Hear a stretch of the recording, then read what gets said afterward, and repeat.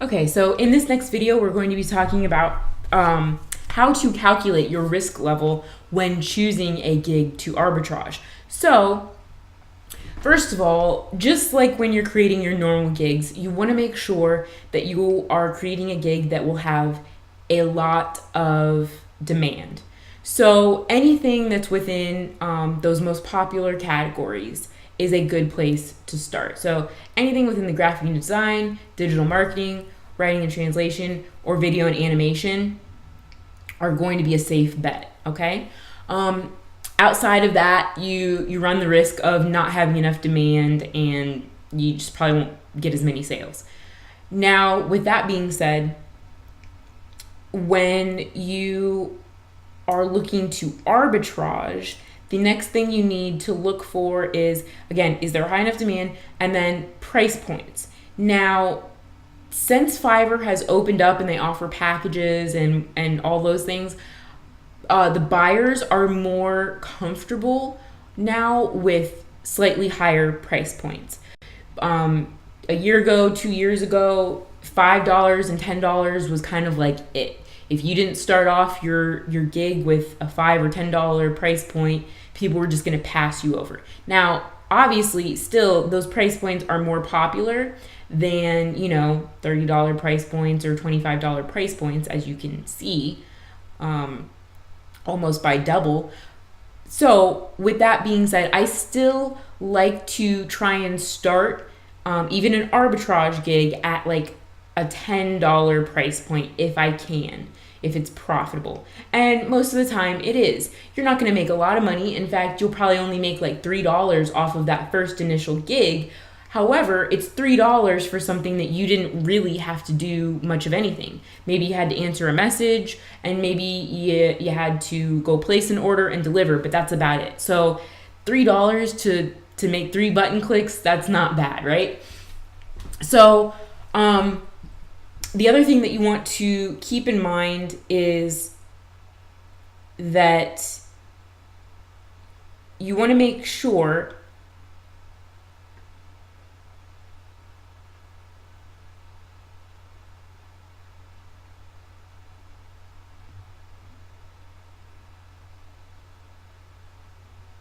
when you're looking for people to be your providers, your to outsource to, you want to look for obviously people that have a lot of good feedback and a lot of reviews, and because that's a good sign that they have a ton of sales.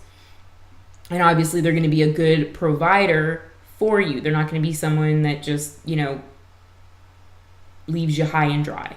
So, and you want to also make sure that you're looking for a low price point to start at, because that's going to make it profitable for you. So I would say if they're a level 2 or above, that's good. But most of all, look for the reviews and look at their price point. So any of these people are pretty good. I think I've opened a couple of these tabs already. That was a $10 gig. Here's a $5 one. What do they offer for $5? That's the first thing you want to find out, is because you want to be getting the most value for the least amount of money. That's what we initially want to look for when we are seeking out arbitrage or these outsourced providers, okay? So this guy looks great so far. He has a bunch of reviews. He does a lot of work for just $5. Like, he does 15 pages of optimization for just $5. And up to 60 pages for $30. So this guy is probably going to be one of my go-to people because he does some amazing service for just a little bit of money. Oh, that's mine. We're done with those for now. And this guy starts at $10 because he's a top seller. Let's see, how much does he offer? So he's kind of vague. He doesn't say how many pages he offers.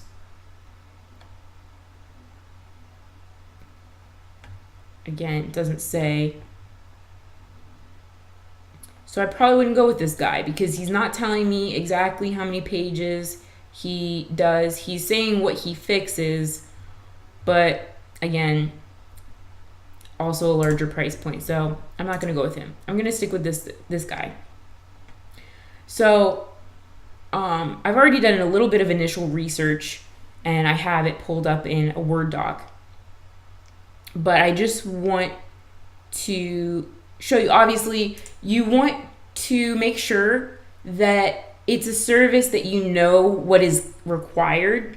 So if you're not familiar with SEO, I don't recommend starting an SEO gig, even if it's arbitrage and you're not the one delivering, because you need to at least know a little bit about what the service entails, because you're still going to have to answer questions for these gigs, and you need to know if something is done correctly or not.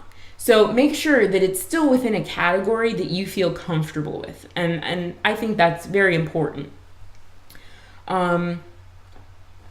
With that being said, once you find a good provider where their prices are low enough that you can still make a good amount of profit when you create your prices, then go ahead and do the same thing that we did when you're creating your gigs. You're going to success hack them. So that means that you're going to make note of everything that they offer, their delivery times, all of their packages. Make note of what they deliver in a gig. And then go ahead and put that into a Word doc.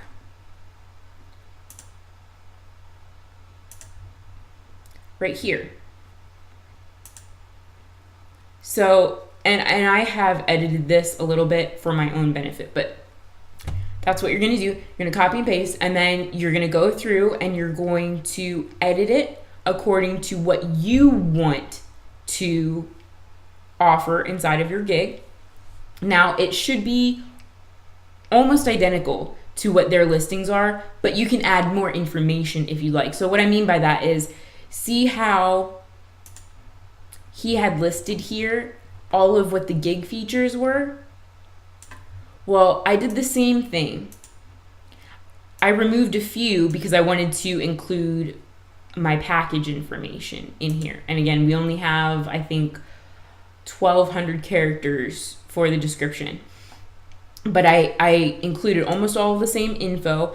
I rearranged it a little bit so that it wasn't in the exact same order, so that it looked different. And I give them, what we need after they order, so that they know that up front. I'm also letting them know what they get with each of these packages. Now, with this one, it's a little bit different because I still wanted to start off at a $5 price point.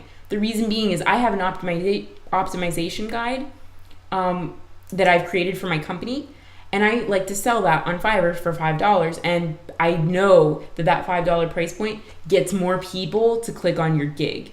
So that's why I want to keep it $5 for this particular service. And also, a good way to kind of decide if you want to make it the regular $5 gig or if you want to go up to 10 or 15 is to see what the market dictates. Within the press release category, $10 for a basic press release was really nothing. Like, there's a lot of people that were still starting at that price point or higher. So that's not a big issue. In the WordPress SEO category, more people were starting off at like $5.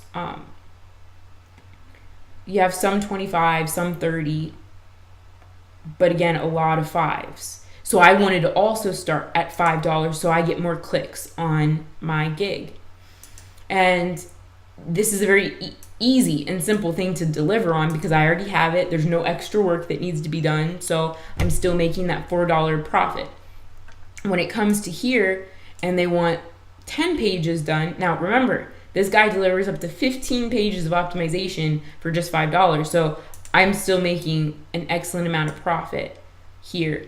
And I offered in my premium package that will go all the way up to 30 pages. Now, honestly, I could probably make that 50 pages if I wanted to. But I wanted to keep it within reason. Here you're paying $50 for 10 pages. So you got to kind of keep it within reason that, okay, times that by like 3 or whatever it may be. And then I also added a little bonus to this package as well outside of the optimization. I said, if you order this package, we'll do all of this work and we'll also submit your site to over 300 search engines for indexing. And I know, because I've been in this and I've offered these services, that this is simply a $5 service. So that's not going to cost me a lot extra to add that on to my package.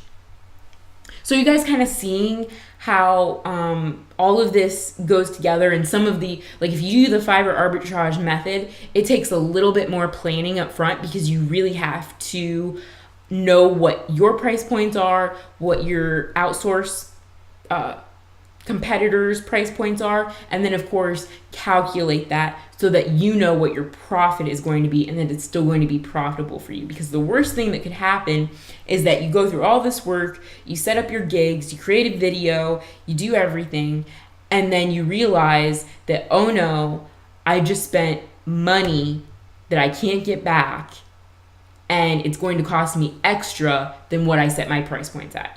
That's the worst thing that could happen. So 5 minutes of planning can save you hours and hours and hours of work and hardship later on.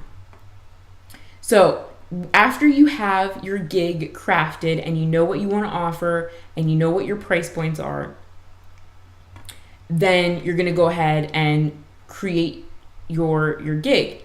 Now, I think I'm going to save that for the next video because there's a little bit that goes to it.